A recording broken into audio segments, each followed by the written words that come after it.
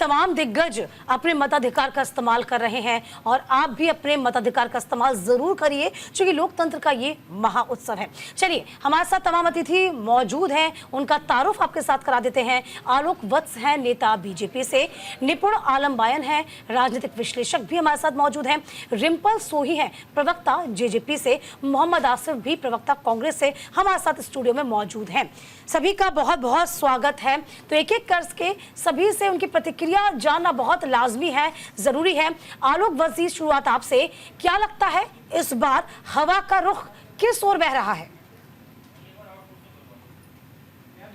देखिए, कोई शक नहीं है कि वहां की जो लड़ाई है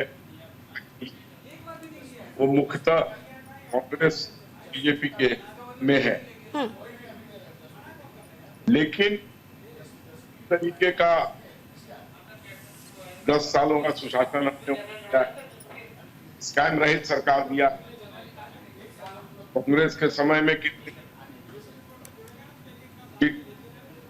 पर्ची और अर्जी पे की नौकरियां,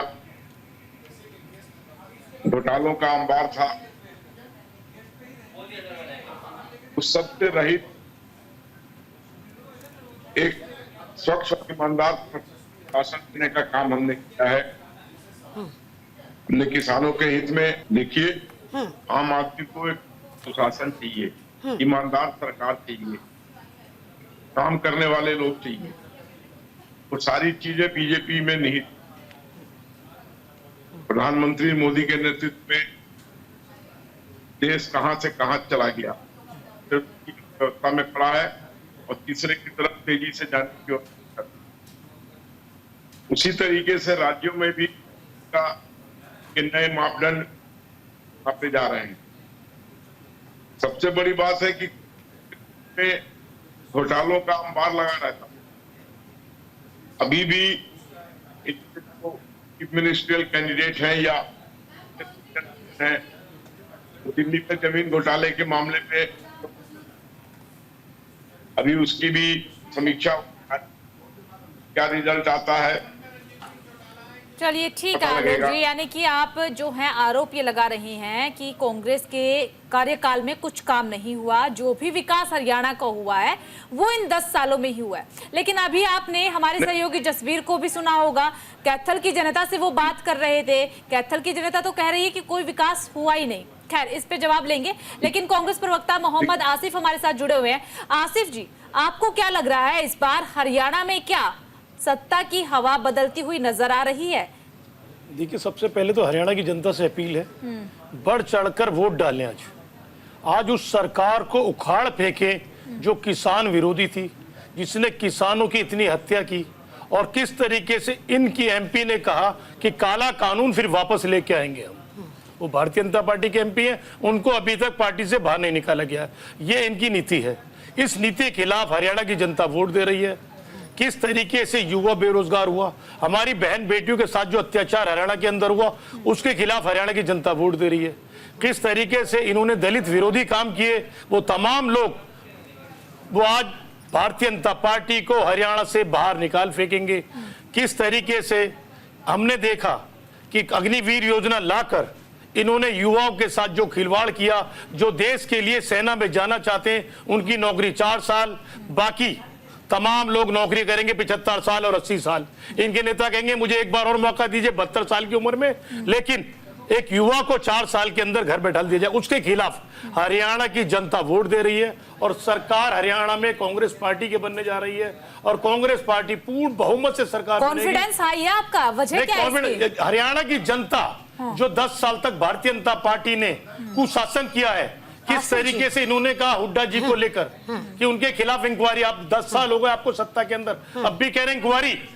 जीजा जीजा कहते कहते थक गए आप, लेकिन आप अच्छा, ऐसा तो नहीं है। हमारी सरकार जो तमाम करप्शन हुआ ही नहीं था, इसीलिए आपके आसिफ जी देखिए, इस बात से इनकार नहीं कर सकते कि हवा कांग्रेस के लिए बह रही थी, लेकिन 10 से 12 दिन कुछ ऐसे नजर आ रहे हैं जिसमें कहीं ना कहीं हमें जो देख पा रहे हैं, कांग्रेस को अपने नेताओं की गुटबाजी से भी कहीं ना कहीं दिक्कतों का सामना करना पड़ सकता है। और ये हरियाणा ही नहीं, आपने देखा होगा यदि आप मध्य प्रदेश का रुख कर लें या किसी और राज्य का रुख कर लें तो सिर्फ आपको आपसी गुटबाजी ही ज्यादा हराती है, वही नुकसानदेह है कांग्रेस के लिए। ये तो मानते हैं आसिफ जी? देखिए, हरियाणा की जनता चुनाव लड़ रही है। हाँ।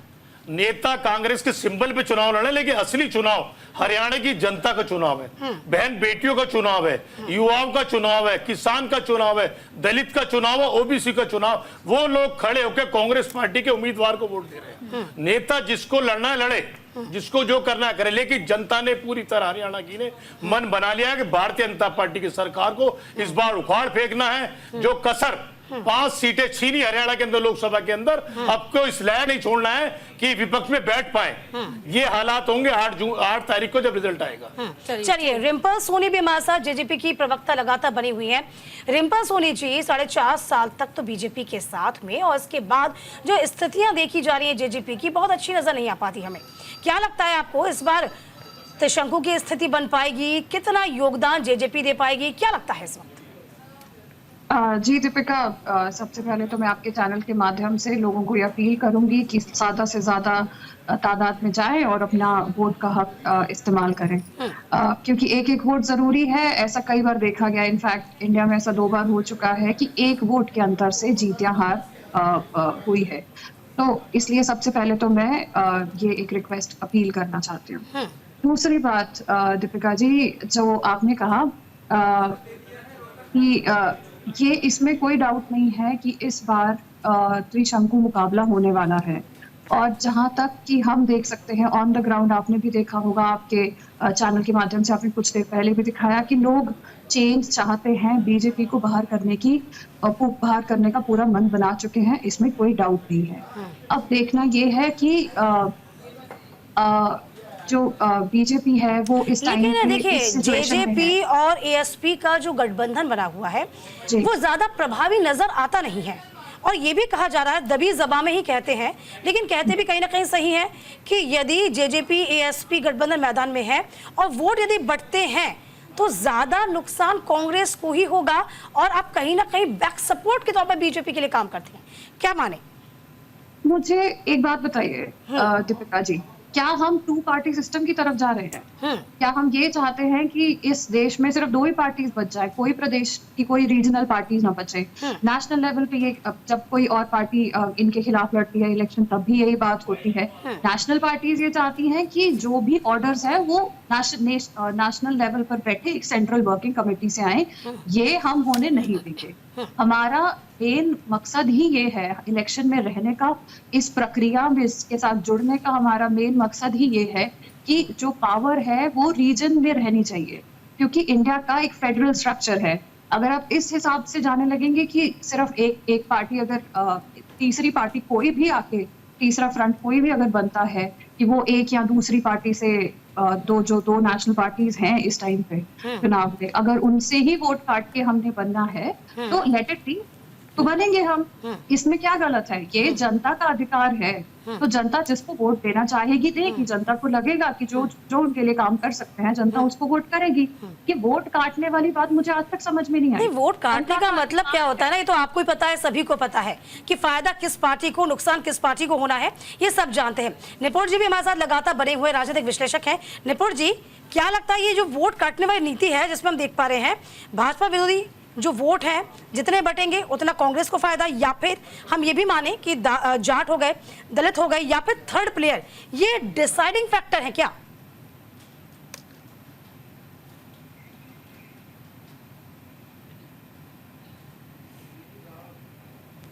चलिए ठीक है, कांग्रेस के प्रवक्ता हमारे साथ जुड़े हुए हैं। आसिफ जी, एक चीज समझना आपसे चाहेंगे, राहुल गांधी की तरफ से एक बयान हाल ही में दिया गया है कि एबीसी की टीम को वोट ना दीजिए और इनको वोट देकर के अपना वोट खराब ना कीजिए। इसी के साथ उन्होंने गोहाना में एक जलेबी का मुद्दा भी उठाया। जलेबी की फैक्ट्री, सर कैसे? देखिए, जब चुनाव 19 में हुआ तो सरकार, जब भारतीय जनता पार्टी को हरियाणा के लोगों ने बहुमत नहीं दिया, जेजेपी ने 4.5 साल तक भारतीय जनता पार्टी की नीतियों पे काम किया। अब वो कह रहे हमें वोट दीजिए। नीति तो आपकी भारतीय जनता पार्टी की है। हर मुद्दे के ऊपर आप भारतीय जनता पार्टी के साथ खड़े रहे। जब किसानों का मुद्दा हुआ तो आप शांत रहे। जब भारतीय जनता पार्टी किसानों को जाट बताते रहे तब उनके साथ आप खड़े रहे। जब बहन बेटियों का मामला, हमारी पहलवान बेटियों का मामला हुआ, तब जेजेपी शांत रही, क्योंकि तब आप 4.5 साल तक भारतीय जनता पार्टी के पगलच्चू बने रहे। और जो भी भारतीय जनता पार्टी, अमित शाह, नरेंद्र मोदी जी फरमान आपको देते रहे, उस फरमान को आप मानते रहे। अब आप कह रहे हरियाणा की जनता में वोट दे, हरियाणा की जनता में वोट काटू, क्यों ना कहे, क्योंकि जनता ने आपको 4.5 साल देख लिया है। हाँ। अब आप भारतीय जनता पार्टी कहने से अलग हुए हैं। मतलब आप ये मानते हैं ना कि वोट कटेंगे तो बीजेपी को ही फायदा होने वाला है, कांग्रेस को नुकसान होगा, ये मानते हैं? हम ये मानते हैं। आज की तारीख में हरियाणा की जनता ने 4.5 साल किस तरीके से शासन देखा, जेजेपी के साथ मिलकर बीजेपी का, हरियाणा की जनता किस तरीके ठगी गई, किस तरीके से बिरादरी के नाम पे हरियाणा जनता ने ठगा, इसलिए जेजेपी के साथ वोट नहीं आपका रुख करेंगे, लेकिन उससे पहले एक छोटी सी प्रतिक्रिया रिम्पल जी की। जी देखिए मैडम, मैं आसिफ जी को ये कहना चाहती हूँ कि वो शायद से हरियाणा की पॉलिटिक्स के बारे में इतना नहीं जानते। जब आप बात करते हैं हरियाणा में रीजनल पार्टीज की, तो हम वोट काटते नहीं हैं, हम सरकार बताते भी हैं। तो सिर्फ यहाँ पे हम वोट काटने वाली स्थिति पर नहीं है, हम सरकार बनाने की स्थिति में भी आ सकते हैं। तो मैं क्या बोल रही हूँ आपसे, देखिए हमने बोला क्या आपसे, देखिए जी, हम यही बोल रहे हैं, कान ऐसे पकड़िए या कान को घुमा के पकड़िए, बात वही जाती है। निपुण जी, मैं आपके पास आ जाती हूँ। रुकिए, तीसरी जगह पे वोट जाएगी तो किसी की तो कटेगी। मुझे ये समझ में नहीं आ रहा, वही मैं कह रही हूँ। ठीक है, हाँ आसिफ जी बताइए। आपकी बात से ठीक है रिम्पल जी, आपकी बात आगे, मैं आपके पास लौटूंगी। निपुण जी को एक दफा भी ले पाए हम। एक सेकंड, आपकी बात से पूरी तरह सहमत हूं कि आप सरकार बनवाते हैं। वही मैं कह रहा हूं, आपने 4.5 साल कर भारतीय जनता पार्टी की सरकार बनाई, उसी की नीतियों पे काम किया। सभी की बारी आ जाए, एक एक करके सभी की। निपुण जी रुकिए, कुछ साल पीछे जाइए। ठीक है, एक एक करके सबकी बारी आ जाए। निपुण आलमयान जी, क्योंकि आज राजनीतिक विश्लेषक भी हैं आप, इनेलो बीएसपी की बात कर ली जाए, आप की बात कर ले अलग, जेजेपी, एएसपी और निर्दलीय, ये तमाम लोग कितने असरदार साबित होंगे? इसके अलावा जाट, दलित और थर्ड जो डिसाइडिंग है, यानी कि थर्ड पार्टी जो होगा डिसाइडिंग फैक्टर साबित होगा या नहीं? निपुण जी क्या लगता है आपको? जितना तो तब तमाम डिस्कशन आप सुन ही रहे हैं। देखिए, अगर आप हरियाणा की राजनीति को बहुत बारीकी से देखें तो हरियाणा की राजनीति में आपको देखने को मिलेगा कि जाटों का प्रभाव वहाँ पर ज्यादा रहता है, और नंबर 1 पॉपुलेशन जो है वो जाटों की है। उसके बाद दलित समाज, और उसके बाद फिर अदर जितनी अगर बिरादरी हो जाती है, चाहे ब्राह्मण हो, सैनी हो, पंजाबी समाज हो, गुज्जर हो, वैश्य समाज हो, वो सब। और एक ट्रेंड रहा है, अगर आप देखेंगे ध्यान से हरियाणा का, तो जो ये दूसरा ग्रुप आपका, जो तीसरा जो आपकी कैटेगरी होती है, बीजेपी ने उसको हमेशा साधने का प्रयास किया, और बीजेपी के साथ वो बहुत एकजुटता के साथ जोड़ते हैं। अभी जब हम देखें, कांग्रेस की बात बार बार की जाती है कि कांग्रेस कह रही कि वहां पर किसान नाराज हैं। मैं मानता हूं कि किसान हरियाणा में नाराज हैं, बीजेपी से गुस्सा है, लेकिन हरियाणा में एक बड़ी बात ये भी है कि हरियाणा में राष्ट्रवाद का प्रभाव भी बहुत ज्यादा होता है। और देखिए, हरियाणा में नेशनलिस्ट जो है वो एक बहुत बड़ी हवा के रूप में आपको देखने को मिलेगा। इसमें नो डाउट हाल के दिनों में अगर हम बात करते हैं, तो चाहे आप 10 साल का कार्यकाल देखें या भी प्रेसिडेंट की बात करें, तो बीजेपी ने नेशनलिस्ट का जो तमगा है वो अपने पास लिया है। कांग्रेस ने इस प्रकार के बयान दिए हैं बहुत सारे, जो नेशनलिज्म के अगेंस्ट आपका दिखाई देता है, लेकिन कुछ मुद्दे नेशनलिज्म से जुड़ जाते हैं, जैसे अग्निवीर का मुद्दा। अग्निवीर के मुद्दे को लेकर हरियाणा में नाराजगी है, क्योंकि हरियाणा का एक बहुत बड़ा वर्ग है, युवा वर्ग, जो आपका फौज में जाना पसंद करता है, सेवा में जाना पसंद करता है, उसमें एक नाराजगी है। अब बात यहाँ पे 10 साल का कार्यकाल बीजेपी का रहा, ये भी क्या होगा, सत्ता विरोधी लहर होती है, 10 साल काम किया। जेपीजी के आगे, जेपीजी की जो हम बात कर रहे हैं, जेपीजी अभी बैठी हुई है हमारे साथ में, जो हमारी बहन जी बैठी हुई है, सोई जी बैठी हुई, उन्होंने सही बात कही है कि जो रीजनल पार्टी, चाहे इनेलो हो या आपका जेपी हो, दोनों की एक बड़ी अच्छी पकड़ है, क्योंकि जाट बेल्ट में दोनों ही पार्टी की और एक परंपरागत पार्टियां हैं। परिवारों से जुड़ी पार्टियां हैं, तो इनका अपने खास वोट बैंक है जिनको ये अच्छा खासा आकर्षित करती है और उसके दम पर सत्ता में भागीदार भी बनते हैं और कई बार सत्ता में आए भी हैं। दोनों बातें हैं, सत्ता में आने का भी इनको है और सत्ता में भागीदार भी बनते हैं, तो दोनों को इग्नोर करना बड़ा मुश्किल है। और रही बात निर्दलीय की, बीजेपी में आप हरियाणा में देखेंगे तो हरियाणा में निर्दलीय उतना प्रभाव नहीं रहता। लेकिन निपुण जी देखिए, आप कह रहे हैं कि हरियाणा में निर्दलीय का प्रभाव नहीं रहता है, इस बार तो निर्दलीय खेल बिगाड़ते नजर आ रहे हैं हरियाणा में। मैं बता रहा हूँ, हरियाणा में निर्दलीय प्रभाव तब रहता है जब रीजनल पार्टीज का प्रभाव होगा। अगर वहां पर नेशनलिज्म के ऊपर आपका वोट पड़ता है, नेशनलिस्ट पार्टी के ऊपर पड़ते हैं, तो फिर तो बीजेपी कांग्रेस के ऊपर प्रभाव पड़ना है। लेकिन इस बार के चुनाव में निर्दलियों का प्रभाव देखने को इसलिए मिल रहा है क्योंकि कहीं ना कहीं आपको नेशनलिज्म का मुद्दा नहीं, अन्य हम वही कह रहे हैं, तमाम चीजें हरियाणा में इस बार कुछ ऐसी नजर आ रही हैं, ऐसा लगता है या तो फिर रिवाज बदलेगा या फिर कहा जाता है कि 10 साल के बाद रिपुटेशन नहीं चाहती है तमाम चीजें, या फिर जनता के मन में कुछ और है। ये तमाम चीजें इस वक्त बहुत सधी हुई हैं, जनता अपने मन में बहुत चीजें लिए हुई हैं और ये राजनेताओं के लिए बहुत आसान नहीं है उनके मन को फिलहाल टटोलना, खंगालना कि आखिरकार जनता चाह क्या रही है। चलिए फिलहाल वक्त एक छोटे से ब्रेक का हुआ है, चर्चा को हम आगे भी जारी रखेंगे, जल्द लौटेंगे हम। स्वागत है आपका ब्रेक के बाद। इसी के साथ चर्चा के लिए हमारे साथ एक खास पैनल भी जुड़ा हुआ है, बीजेपी के ओर से आलोक वत्स हमारे साथ जुड़े हुए हैं, उन्हीं से चर्चा की शुरुआत करेंगे। आलोक जी देखिए, एक सवाल मैंने आपसे किया था कि हमारे सहयोगी जसबीर ने कैथल की जनता से बात की, आपने बखूबी सुना। जनता का कहना है कि बीजेपी ने विकास नहीं किया है, इस पर आपकी क्या राय है? क्योंकि आप लोग तो बोल रहे हैं कि हरियाणा का विकास तो बीजेपी के आने के बाद ही हुआ है। इसी के साथ एक और सवाल, इस बार आपकी पार्टी ने मुद्दा बनाया कि कांग्रेस में सम्मान नहीं मिलता है दलित चेहरों को, ऑफर तक दे डाला कुमारी सैलजा को, लेकिन चुनाव प्रचार के आखिरी दिन अशोक तंवर आपकी पार्टी का साथ छोड़कर के कांग्रेस में शामिल हो गए। देखिए आचल जी, ये लोकतंत्र की विडंबना कहिए या दुर्भाग्य कहिए कि लोगों का आना जाना एक पार्टी से दूसरी पार्टी लगातार बना रहता है और अशोक तंवर की ये तीसरी पार्टी, पहला बार उन्होंने पार्टी, तो ऐसे लोग की भी बहुतायत है। इस सब इनके आने जाने से पता है, हमारे ऊपर बहुत ब्लेम आया था।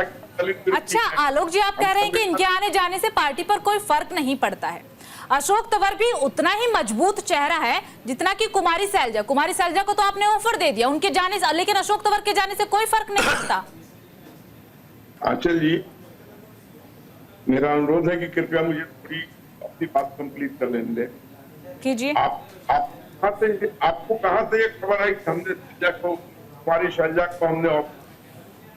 मनोहर लाल ने करनाल में एक कार्यक्रम किया, रैली को संबोधित किया, खुले मंच से इशारों में कुमारी सैलजा को ऑफर दिया है और उनसे जब पूछा गया कि क्या ये इशारा कुमारी सैलजा की तरफ था, उन्होंने हामी भरी है। देखिए आलोक जी, ये हम बताएं आप बताएं, ऐसी बात है कहाँ कर आ रही, मीडिया को सब पता होता है ना। अब मुद्दे पे आइए। हाँ। ऐसी चीजें चुनाव के वक्त बहुत रंग। हाँ, 10 साल में एंटी इनकम्बेंसी होती है या नहीं होती है? होती है कि नहीं होती है? एंटी, हाँ बिल्कुल होती है। आपकी हुई है इस बार, आप क्या मानते हैं? कुछ कमियां रह गई हैं, उन कमियों पे काम होगा या हुआ है? अगर हरियाणा में एंटी इनकम्बेंसी है, हाँ, और किसी के उसको सबसे ज्यादा लागू है तो हमारे मानने में कोई पूरे 10 वर्ष का शासन। हाँ, के बावजूद आप नहीं, 10 साल का आपका रहा तो उससे पहले कांग्रेस का भी 10 साल का रहा था। ये उत्तर प्रदेश में सब जगह हमने सरकारें रिपीट की है। मध्य प्रदेश में तो हम लोग काम करने वाले लोग हैं, सच्चाई से, निर्भीकता से, ईमानदारी से जनता का सेवा करते। तमाम युवा देखिए, इतने सारे निर्दलीय चुनाव लड़ रहे हैं, रोजगार के कितने अवसर मुहैया करवा पाई बीजेपी, ये सब जानते हैं। क्या लगता है आपने इतने अवसर मुहैया कराए हैं या नहीं? देखिए, जितने होने चाहिए उतने नहीं करा पाए, लेकिन हमने, चलिए ये बात आप मानते हैं, ये बहुत अच्छी बात है। जितने होने चाहिए उतने नहीं करा पाए। आसिफ जी, जाहिर सी बात है कुछ कमियां रही हैं बीजेपी की, उन कमियों पर काम जरूर करना होगा, लेकिन ये आपके लिए दोहरी चुनौती है। कांग्रेस के लिए चूंकि अंदरूनी कलह जो हमें लग रहा था कि बहुत चीजें बहुत स्मूथ चल रही हैं, कुमारी सैलजा को लेकर जो खबरें आई थी, हालांकि अभी अच्छी बात है कि बहुत वक्त रहते तमाम चीजों को सॉर्ट करने की कोशिश कर ली गई, लेकिन अभी भी सुगबुगाहट बनी हुई है। 10 साल है, लेकिन क्या लगता है आपको आसिफ जी, इतिहास बदलेगा या फिर तमाम रिवाजें वैसी होंगी? क्योंकि यदि हम हरियाणा का जिक्र करते हैं, हरियाणा में सरकार उसी की ही बनती है जिसकी केंद्र में सरकार होती है, ये आपको भी पता है। क्या लगता है आसिफ जी? देखिए जी, हरियाणा की जनता ने मन बना चुका है कि भारतीय जनता पार्टी को सत्ता में अब नहीं लाना है। ये उन्होंने 19 में मन बनाया था, 19 में भारतीय जनता पार्टी सत्ता से बाहर हो गई थी जेजेपी की मेहरबानी से। जिसने बीजेपी के खिलाफ वोट मांगा उसके समर्थन से सरकार चली। तो जनता तो मन बना चुकी है, और अब की बार जनता इतना मौका नहीं देगी आप किसी को साथ लेके आए। जनता पूर्ण बहुमत से कांग्रेस पार्टी की सरकार बनाएगी, और सरकार जब 8 तारीख को बनेगी, रिजल्ट आने के बाद में जो चर्चाएं चलती रहेगी, ये नाराज है या मनमुटाव है, जब साथ रहते हैं मनमुटाव होता रहता है। तो ये इतना बड़ा इशू नहीं है, सबने बोल दिया परिवार का हिस्सा है। सैलजा ने भी कहा कांग्रेस पार्टी मेरे परिवार है, भारतीय जनता पार्टी को जो प्रलोभन देना देते रहे। कि मनमुटाव होता रहता है, माफ कीजिएगा आसिफ जी, लेकिन एक चीज मैं आपसे समझना चाहूंगी, अगर आप बताएं तो कुमारी सैलजा नाराज थी, प्रचार में नहीं पहुंची, राहुल गांधी ने झगड़ा सुलझाया, एक मंच पर भूपेंद्र हुड्डा कुमारी सैलजा का एक साथ हाथ उठाया, हाथ मिलवाया, वो तस्वीरें देखी, लेकिन प्रचार के अंतिम दिनों में फिर गायब हो गई कुमारी सैलजा और सोनिया गांधी से मुलाकात करने के लिए पहुंची। करीब करीब आधे घंटे की वो मुलाकात थी, अगर मैं गलत नहीं हूं, और सोनिया गांधी की मुलाकात के बाद कॉन्फिडेंस कुमारी सैलजा का हाई था। उनसे सवाल एक किया गया एक इंटरव्यू में कि क्या भावी मुख्यमंत्री से बात हो रही है, तो उन्होंने हंस करके जवाब दिया, हो सकता है। देखिए जी, जनता चुनेगी, जब एमएलए आएंगे तो तय करेंगे। हमारा मुख्यमंत्री को कोई भी उम्मीदवार हो सकता है, कुमारी सैलजा हो सकती है, कोई भी उम्मीदवार हो सकता है, ये कांग्रेस पार्टी तय करेगी, और कांग्रेस पार्टी के जो विधायक चुन के आएंगे वो तय करेंगे। इसमें मनमुटाव किसी कोई भी नहीं, मनमुटाव जो पार्टी कार्यकर्ता है वो भी दावेदार होता है। जाहिर सी बात है, मनमुटाव किस पार्टी में नहीं होता, किसी में कम होता है, किसी में ज्यादा होता है, कांग्रेस में कुछ ज्यादा ही होता है, ये सब जानते हैं। निपुण जी, क्या लगता है ये मनमुटाव कांग्रेस के लिए गले की फांस साबित हो जाएगा क्या? वक्त रहते चीजों को मना तो लिया गया, लेकिन क्या बहुत देर कर दी हुजूर आते आते? क्या माने हम निपुण जी? जो हम बात करते हैं नेता की, मनमुटाव किस स्तर पे हो रहा है ये भी देखना होता है कि पार्टी में कार्यकर्ता लेवल पे हो रहा है या नेता के स्तर पे हो रहा है। और देखिए, नेतृत्व जो होता है किसी भी संगठन का ब्रेन बोला जाता है, और ब्रेन ही आपका एकजुट ना हो तो कैसे आप दावा करेंगे? और कहीं ना कहीं इसका डैमेज कांग्रेस को होगा। कांग्रेस की तरह दावा कर ले कि नहीं हमको उसका कोई प्रभाव नहीं होगा, ऐसा हो ही नहीं सकता है। क्योंकि आप देखिए, कुमारी सैलजा की जब हम बात करते हैं तो ये आप देखेंगे चंद्रशेखर रावण ने भी इस बात को बीच बड़ी अपडेट मिल रही है। हरियाणा में सुबह 9 बजे तक का वोटिंग परसेंटेज सामने आ चुका है।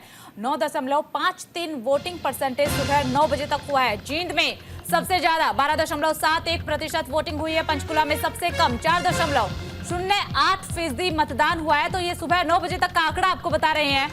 वोटिंग परसेंटेज सामने आ चुका है। निपुण जी, आप अपनी बात भी पूरी कीजिएगा, साथ ही साथ वोटिंग परसेंटेज को लेकर के भी एक बार अपनी प्रतिक्रिया दीजिएगा। जब बात कर रहा हूँ तो कई बार विपक्ष देखा होगा आपने, चाहे वो आपका खट्टर साहब ने जिक्र किया हो, निर्दलीय लोगों ने भी जिक्र इस बात का किया है। इसके अलावा देखिए, जो छोटी पार्टियां जैसे हैं उन्होंने भी इस बात का जिक्र किया। लेकिन ये बात फैक्ट है कि इस बार टक्कर जो है वो कांटे की है। हम कांग्रेस को किसी भी तरीके से नहीं मान सकते वो मैदान में नहीं। कैसा कांग्रेस जो है, देखिए, राहुल गांधी ने कहा ऑल इज वेल, यही मैसेज थोड़ा जल्दी आ जाता, क्योंकि राहुल गांधी जानते हैं 30 सितंबर को आपको पता है कि सब कुछ चीज़ें अच्छी नहीं चल रही थी। आसिफ जी, यही हम वो जानना चाहेंगे, सब कुछ चीज़ें अच्छी नहीं चल रही थी, इसका भान स्मेल पहले कर ली होती तो शायद बहुत अच्छा हुआ होता। और इसके साथ साथ जो वोट अभी जो टर्नआउट आया है, इसके बारे में क्या कहेंगे? 9 बजे तक के लिए 9.53% ये टर्नआउट रहा अभी तक। देखिए, हम हरियाणा की जनता से अपील करेंगे, बढ़ चढ़कर हिस्सा लें, घर से बाहर निकलें। आज छुट्टी भी हरियाणा के अंदर, तमाम मार्केट्स बंद हैं। आप अपने एक एक वोट की कीमत को समझे। एक वोट ही सरकार बनाती है, एक ही वोट सरकार गिराती है। तो इसलिए हरियाणा की जनता को मालूम है, ऐसा मौका किसी कीमत पे हरियाणा की जनता नहीं देगी जिससे भारतीय जनता पार्टी को फायदा हो। हाँ। अच्छा, ये कहीं ना कहीं हम कह सकते हैं, बात कुमारी सैलजा या हुड्डा कैंप की कर लें तो कैंप के लिए, हुड्डा कैंप के, तो ये जो सवाल हो गया, चुनाव हो गया, ये जी जान का चुनाव हो गया है। डाई कहते हैं ना कि डू और डाई वाला चुनाव है। और ये यदि हुड्डा की बात नहीं, ये कांग्रेस के लिए भी वैसा ही चुनाव है। क्योंकि मैं पहले भी यही आपसे कह रही थी, अभी भी यही कह रही हूँ, 10-10 साल बाद चीजें बदलती जरूर हैं, लेकिन सरकार उसी की ही बनती है जिसकी केंद्र में सरकार होती है। निपुण जी से भी सवाल करूंगी मैं, सबसे पहले आपके पास। हरियाणा की जनता डू एंड डाई के पूरी तरह मूड में है। उन्हें मालूम है उन बेटियों को किस तरीके से लाठी डंडों से जंतर मंतर पे मारा गया। उसका जवाब देगी हरियाणा की जनता। और जनता जब 8 तारीख को रिजल्ट आएगा, आप भी चौंक जाएंगे और तमाम हिंदुस्तान चौंक जाए, सारे आंकड़े रखे रह जाएंगे। भारतीय जनता पार्टी का असर होगा, किस तरीके से उन्होंने बहन बेटियों के साथ, किसानों के साथ, युवाओं के साथ, और जैसे जैसे जिस तरीके पहली बार हमने देखा कि जाति आधारित भारतीय जनता पार्टी ने हरियाणा में लड़ाने की कोशिश की, उसका जवाब हरियाणा की जनता देगी। रही जो बेहतर होगा हरियाणा के लिए बहुत बेहतर होगा, कांग्रेस पार्टी के लिए बहुत बेहतर होगा। कांग्रेस पार्टी ने जिस तरीके से सबको साथ लेके बात करती है, वो भारतीय जनता पार्टी के अल्फाजों में दिखाई देता है, जमीनी स्तर पर नहीं दिखाई देता। भारतीय जनता पार्टी, हमने देखा, जो कब्रिस्तान और शमशान की बात करते थे, वो कश्मीर में जाके कहते हैं मुहर्रम पे 2 सिलेंडर मिलेंगे, बकरीद पे 2 सिलेंडर मिलेंगे।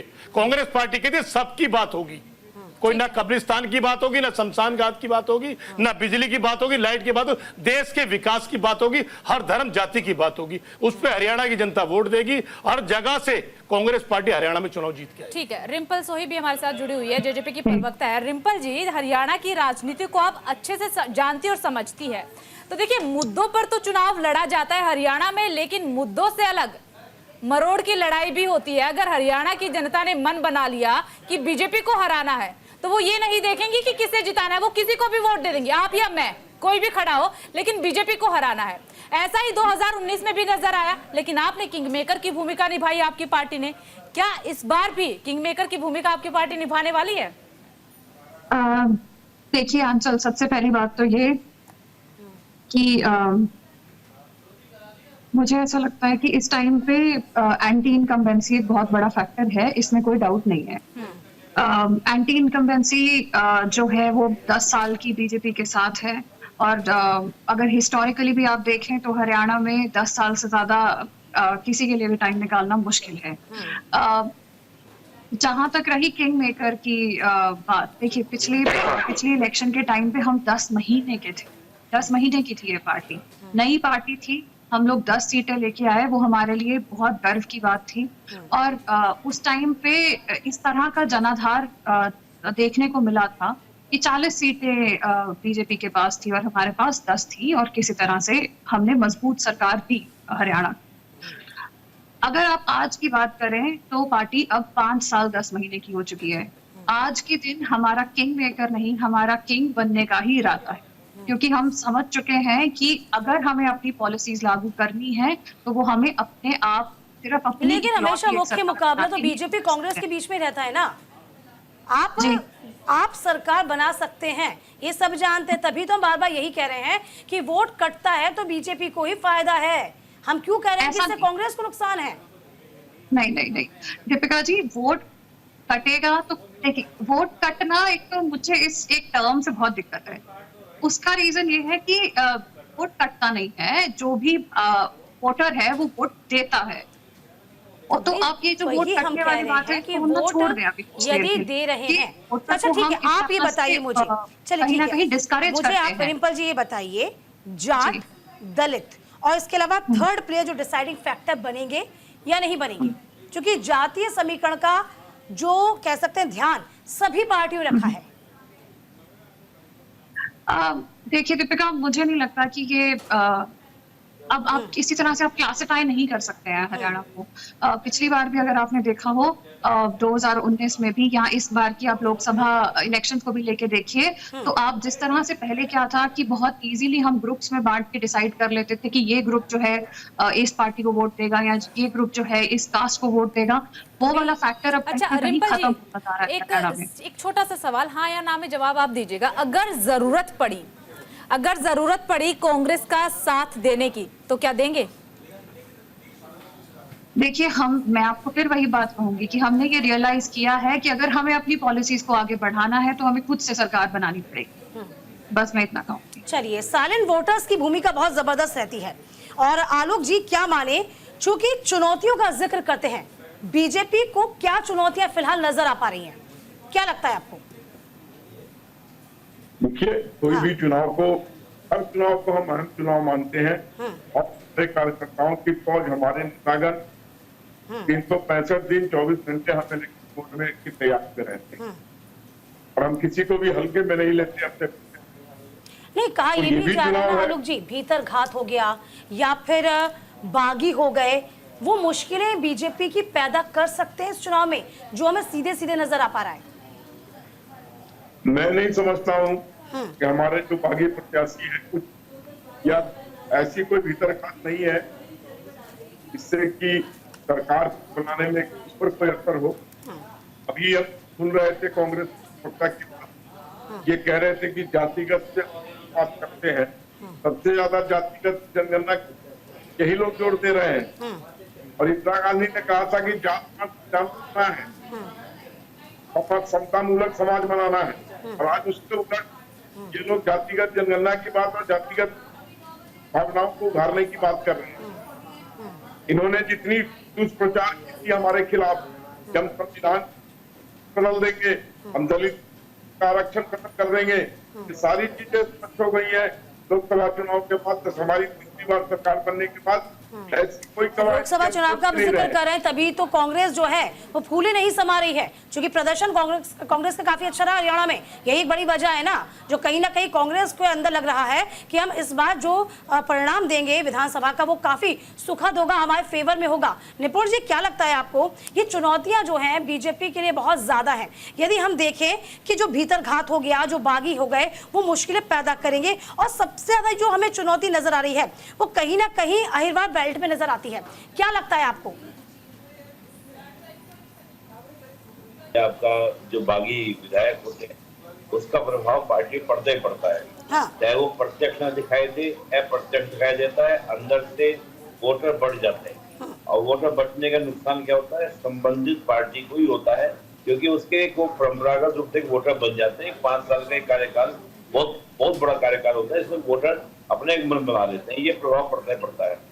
लेकिन जैसे मैं बार बार बोल रहा हूँ, 2019 के आप चुनाव की बात कर रहे हैं, बीजेपी को तब भी 40 सीटें मिली थी 90 में, और आप देखिए जेजेपी की मदद से उन्होंने सरकार बना ली। लेकिन कांग्रेस को समय कितनी सीटें मिली थी? बार बार इस बात को देखिएगा, हरियाणा में राष्ट्रवाद का प्रभाव बहुत होता है। जी, आप आंकड़ों का जब जिक्र कर ही रहे हैं कि कितनी सीटें 2019 में किसे मिली, 4 जोन में हरियाणा बंटता है, सबसे ज्यादा जीटी रोड बेल्ट पर सीटें आती हैं, 6 जिले 23 सीटें। 2014 का रिजल्ट सबसे पहले मैं आपको बताती हूँ, बीजेपी को मिली 21 सीटें, 2019 में घट गई, 12 सीटें रह गई। 2014 में कांग्रेस का आंकड़ा खुला नहीं था, 0 पर सिमट गया था, लेकिन 19 में आंकड़ा बढ़ गया, 9 सीटें चली गई थी कांग्रेस के खाते में, अन्य सेम रही थी 2-2। सबसे ज्यादा सीटें आती है जीटी रोड बेल्ट पे। जी देखिए, आपने जो बातें बोली, मैं उसी बात को बोल रहा हूँ कि हरियाणा के जब हम बात करेंगे तो 2019 में जब हम बात कर रहे हैं और 2014 में बात कर रहे हैं, वो तो सत्ता के विरुद्ध लहर थी, लेकिन 19 में राष्ट्रवाद का प्रभाव बहुत ज्यादा था। और आप देखें, जातिगत समीकरण 2019 के चुनाव में हरियाणा में तो चले नहीं, इसमें 14 में चल गए थे। तो हरियाणा की राजनीति को समझने के लिए राष्ट्रवाद और जाति मैं समीकरण यही मैं आपसे दोनों को जानना साथ भी देखना चाह रही पड़ता है। हूँ निपुण जी, क्योंकि हमेशा ये कहा जाता है कि 10 साल के बाद तो चलिए चीजें बदलती हैं, सरकार बदलती है हरियाणा में, लेकिन ये भी बहुत कह सकते हैं कि इतिहास रहा है कि हरियाणा में सरकार उसी पार्टी की बनती है जिसकी सरकार केंद्र में होती है। राष्ट्रवाद का आपने जिक्र कर दिया। अब लोगों के अंदर क्या चल रहा है, साइलेंट वोटर क्या सोच रहे हैं, ये बहुत समझना कह सकते हैं कि टेढ़ी खीर हो चुकी है। देखिए, बीजेपी के लिए चुनौती है, वो 3 मामलों को लेकर चल रहे हैं। एक तो किसानों का मुद्दा है, ये मुद्दा है बीजेपी के लिए गले की फांस है। बिल्कुल। दूसरा बेरोजगारी का मुद्दा, और तीसरा अग्निवीर का प्रभाव भी है। आप गांव देहात में जाएंगे, जो युवा गांव का है वो अग्निवीर को लेके बहुत नाराज है, कहते भाई हम 4 साल की नौकरी के फिर हम क्या करेंगे बाद में। और आप देखेंगे बहुत बड़ी संख्या में हरियाणा से पलायन भी हो रहा है, चाहे विदेशों की ओर हो या और राज्य की ओर हो, तो उसका जो गुस्सा है, एंगर है, वो देखने को मिलेगा। और रही बात जो पहलवानों की बात है, जो विनेश फोगाट की हम बात कर रहे हैं, इसका प्रभाव रहेगा, लेकिन उतना प्रभाव नहीं। जहाँ पे विनेश फोगाट है वहां पे वो प्रभाव डाल सकती है। अखाड़ों का प्रभाव, जो अखाड़े हैं हरियाणा में, उनका प्रभाव रहता है हरियाणा की पॉलिटिक्स में। लेकिन ये भी कहीं मैं थोड़ा बोलना नहीं चाह रहा हूँ चैनल पे, वो जातिगत समीकरण के साथ जुड़ जाता है। बिल्कुल। और जातिगत समीकरण से जब अखाड़े जुड़ जाते हैं तो उसका प्रभाव भी अलग तरीके से देखने को मिलता है। वहां पे एक जुड़ता ये नहीं होती कि एक पहलवान लड़की है, पहलवान है, तो उसके साथ में जुड़ जाते हैं। वहां जातिगत भी आपको क्या अखाड़े देखने को मिलेंगे। तो बहुत बड़ा प्रभाव हम नहीं मानेंगे कि पहलवान राजनीति का रहेगा। लेकिन हम युवाओं की बात कर रहे हैं, तो युवा को जो बेरोजगारी की बात है या अग्निवीर की जो बात है, उससे युवा ज्यादा आपका प्रभावित होता है, क्योंकि हर वर्ग का युवा अग्निवीर में जाता है, हर वर्ग का युवा रोजगार जाता है। तो ये थोड़ा सा, और देखिए सीधी सी बात है जो आपने कहा कि सत्ता विरोध वो रहता ही रहता है, लेकिन साथ में नेतृत्व भी रहता है। तो इस बार ये चुनाव बड़ा दिलचस्प चुनाव है, क्योंकि कांग्रेस के हाल के बहुत सारे ऐसे स्टेप रहे हैं, और ऊपर से उनके अंदर की फूट जो है ये भी। ठीक है निपुण जी, एक चीज और, हरियाणा की राजनीति का जब भी जिक्र होता है 3 लाल का जिक्र अक्सर होता है, और ऐसे में 3 लाल में आते हैं बंसीलाल, देवीलाल। बंसीलाल के पोता और पोती यानी कि किरण चौधरी की बेटी श्रुति चौधरी तोशाम सीट से है, और पोते अनिरुद्ध चौधरी जो कि कांग्रेस के टिकट पर लड़ रहे हैं, श्रुति बीजेपी के। तो यहाँ पे मुकाबला दिलचस्प हो गया है, पोती जीतती नजर आ रही है, पोता। इसके अलावा एक और सीट है हरियाणा की, जहां पर डबवाली सीट, जहां पर देवीलाल के पोता पोती लड़ रहे हैं। तो क्या यहाँ पर आपको नजर आ रहा है लाल परिवार में ही लड़ाई नजर आ रही है? नहीं, देखिए लड़ाई तो है, और दोनों की भी अपनी एक लेजिस्लेटिव रही है, दोनों परिवार की, जो लाल परिवार की रही है, एक अच्छा खासा दबदबा भी है। आप देखें तो हरियाणा की राजनीति में, लेकिन जैसे हम बात करें श्रुति चौधरी जी की बात करें, उनका एक प्रभाव मैं देखता हूँ कि परंपरागत रूप से भी है, कार्यशील भी है, पढ़ी लिखी भी। हालांकि दूसरे पार्टी भी जो है, दूसरे जो है वो भी आगे पढ़े लिखे हैं, लेकिन जितना पढ़ा लिखा प्रभाव जो है जो श्रुति जी का है, उतना प्रभाव दूसरे का नहीं है। आप ग्राउंड पे जाके बात करेंगे तो लोग ज्यादा रूप से, पारिवारिक रूप से वहां पे आपको जुड़ाव दिखाई देगा। और देखिए जब हम बात करते हैं मुख्यमंत्री के कार्यकाल की, तो अलग अलग प्रभाव आपको, चाहे बंसीलाल जी का हो, चौधरी देवीलाल जी का हो, सभी का प्रभाव को देखने को मिलेगा।